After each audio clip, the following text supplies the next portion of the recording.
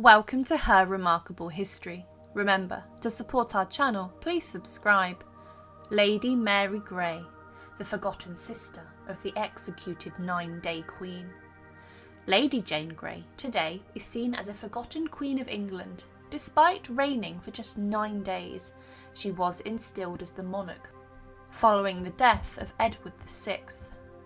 Edward was the son of Henry VIII, and he had named Jane his successor. And she was the first cousin once removed from the former king. Jane was a committed Protestant who, it was believed, would support the future changes to the church that were believed to come in the following years with the growing Protestant influence. However, Jane would meet a horrific end inside the walls of the Tower of London. After 9 days, she was removed from being queen. As Mary I, the eldest daughter of Henry VIII, rose up and ousted Jane from the throne, and she then held Jane prisoner inside the tower.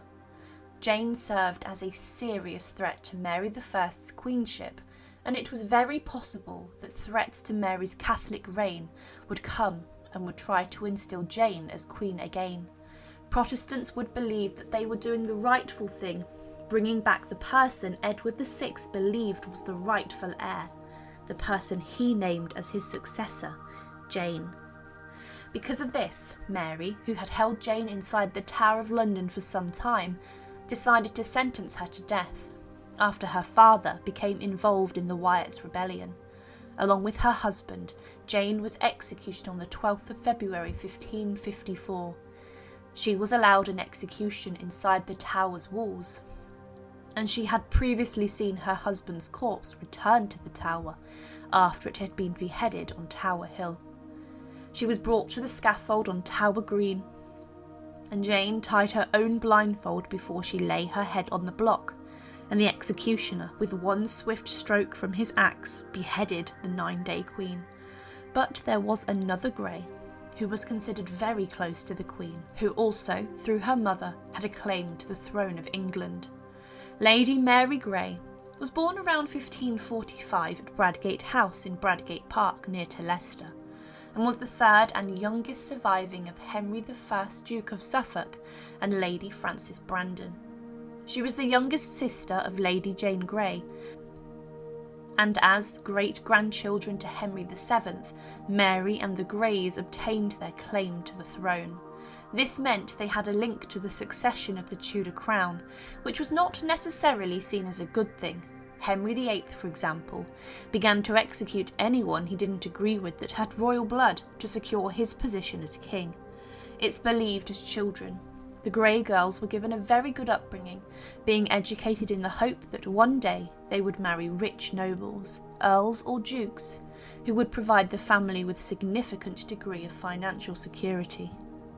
As a young girl, on the 25th of May 1553, Mary Grey, despite still being a child, was betrothed to her distant cousin Arthur Grey, the 14th Baron Grey de Wilton. His father was a close ally of the Duke of Northumberland, John Dudley, the father of Lady Jane Grey's future husband, Guildford Dudley, and the man who was considered the power behind Jane's rise to the throne. Edward VI died on the 6th of July 1553, and he left a will naming Mary's elder sister Jane the Queen, and as mentioned, she ruled for 9 days. However, the attempt to secure a Protestant succession to the throne failed, with Mary gaining the support of the Privy Council. The Duke of Northumberland was executed in the August of 1553, but later, Mary's older sister Jane was executed. In fact, Mary Grey's father Henry was also executed for his role in the plot and the rebellions in the February of 1554, and this loss, it's assumed, upset Mary a huge degree. Mary Grey was spared execution by Queen Mary I, but her betrothal was then dissolved after she came onto the throne. On the 1st of March 1555, Mary's mother Frances Brandon then married a second husband, Adrian Stokes. Stokes had been the master of the horses to Frances, and he later became an MP for Leicestershire. Frances, still known as the Duchess of Suffolk, died in 1559, and she left all of her estates to Stokes, and Mary was left with only a very small inheritance. It's unsure why this happened, and the property she was given only gave her an income of £20 a year, which was difficult for her to live on. However, her fortune changed following the death of Mary I. As Elizabeth I came onto the throne, Mary Grey was appointed as one of her maids of honour, and was regarded as one of her close ladies-in-waiting who would attend upon the Queen when needed. Mary was granted a pension of £80, which yielded significantly more money than the inheritance she was given. But Elizabeth's succession, Mary and her other living sister Catherine, would be in profitable position. Elizabeth is regarded as the Virgin Queen, and as she was childless, the next in line of succession following Elizabeth I. Because of this, it was stipulated in the will of King Henry VIII that the two Grey sisters were not allowed to marry without permission of the Queen, but the Grey girls did not really adhere to this. Catherine Grey secretly married Edward Seymour, the eldest son of the Lord Protector Somerset, which the King found unacceptable. The ceremony was performed by a priest who was never identified, and because of this, the Queen treated the marriage as if it had never happened, and managed to ensure that this marriage for Mary's sister was considered invalid. The Queen, nonetheless, was furious as to one of her successors did not go through the proper channels to marry. Because of this, Catherine and her husband were even imprisoned briefly at the Tower of London. Despite the secret marriage of her sister, Mary Grey also married without the permission of the Queen.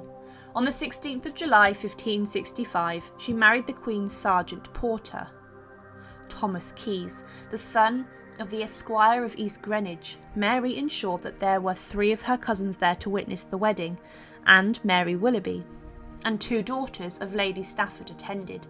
It wasn't the most suitable match, as Keyes was from a minor gentry family in Kent, and was more than twice Mary's age, and was a widow with 6 or 7 children.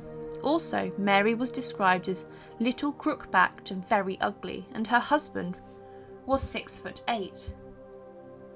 The marriage was reported by William Cecil as the Sergeant Porter, being the biggest gentleman of this court, has secretly married the Lady Mary Grey. The least of all the court, this offence is very great. Mary and her husband, following their marriage, never really saw each other, as Mary was sentenced to house arrest at Chequers in Buckinghamshire, and Keyes was sent to the Fleet prison.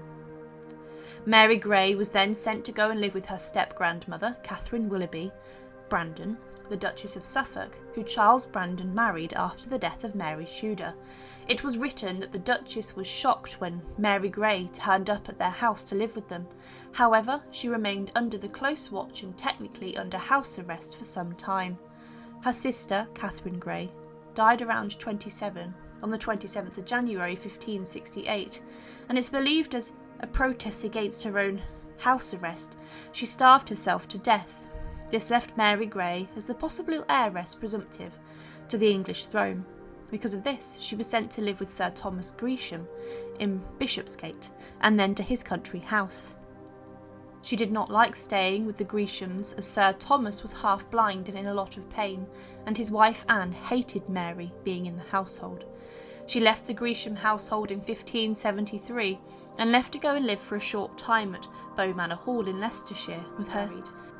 She did not stay here long, and then by 1573 had established a household of her own in London, and her reputation began to become restored within Elizabeth's court. She became once again a popular maid of honour to Elizabeth I, but within a year of coming back to court, she became very ill. In 1578, plague hit London badly, and Mary Grey got ill and wrote her will. She left all of her mother's jewellery to her step-grandmother, the Duchess of Suffolk, gifts of plate to Lady Arundel and to Adrian Stokes' wife, and money to her godchild. She died within days of making her will on the 20th of April 1578 at the young age of 33. Elizabeth, due to her status and position as the heir presumptive, gave her a large funeral in Westminster Abbey. She was buried near to her mother's tomb inside the abbey in an unmarked grave. It's considered that Mary Grey never made a serious claim to the throne, and that during the reign of Elizabeth I, she never really acknowledged the fact she could have been the next queen, should Elizabeth have passed away before her. She lived a rather tragic life. Her sister and father were executed whilst she was still young, and her mother died, and it's clear that she had bouts of depression and misery with regards to being imprisoned because of her marriage. Despite her life being difficult at times, whatever life threw at her, she seemed to get through, but passed away rather suddenly. One interesting thing to consider is the fact that some sources claim that she suffered with a form of dwarfism, and that she was considered very small, and that her coffin was described also as tiny. If things were very different, then Mary Grey could possibly have become the Queen of England. Thank you for watching, and to support, please subscribe to Her Remarkable History. Thank you.